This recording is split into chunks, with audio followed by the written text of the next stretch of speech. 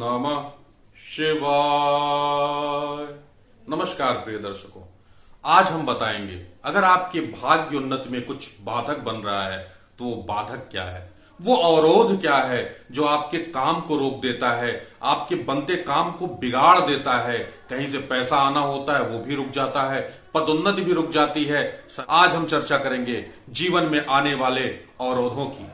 आज हम चर्चा करेंगे हमारा जीवन जो एक सुगमता के साथ चलता है और अचानक उसमें जब अवरोध आने लगते हैं, विपत्तियां आने लगती हैं, रोग आने लगते हैं और तरह तरह की जब परेशानियां हमारे जीवन में आने लगती हैं, कभी हम पितृ के लिए परेशान होते हैं, कभी हम भूत प्रेत से परेशान होते हैं, कभी ग्रह पीड़ा से परेशान होते हैं। इन तरह तरह की परेशानियों का कारक क्या है, आखिर ये सब क्या है? ये सब हमारे मार्ग के अवरोध होते हैं। कैसे इनको ठीक किया जा सकता है? ग्रहों में शनि देव का विशेष स्थान है और शनि देव से हर एक जातक डरा हुआ होता है। अरे भैया, शनि की 7.5 है, शनि की ढैया है, शनि देव परेशान कर रहे हैं। जी हां, शनि देव सबसे ज्यादा क्रूर ग्रह माने गए हैं।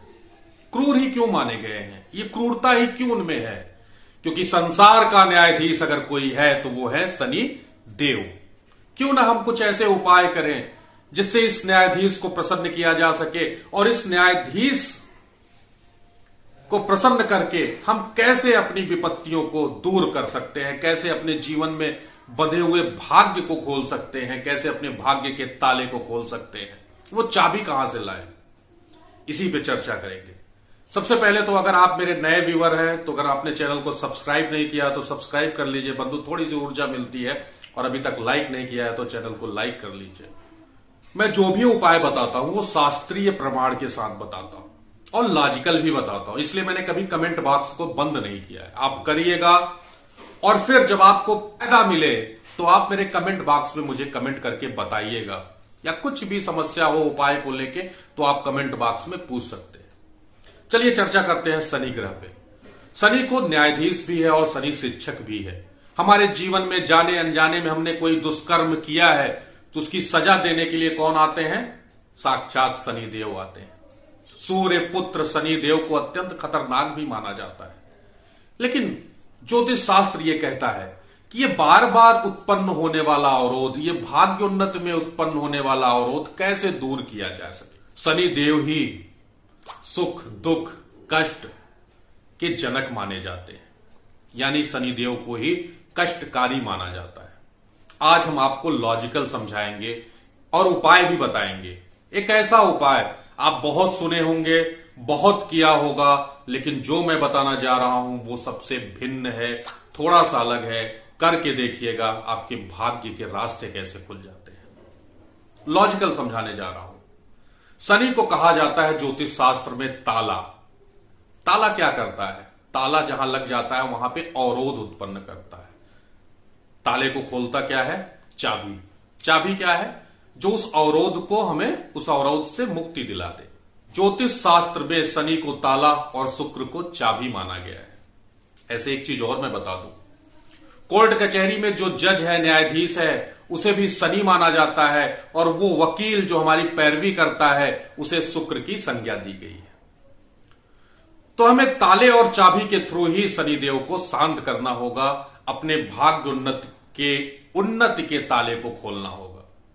कैसे करना होगा, क्या करना होगा, ये सब हम आपको बताने जा रहे हैं। इससे पहले मैं एक चीज बताने जा रहा हूं आपको।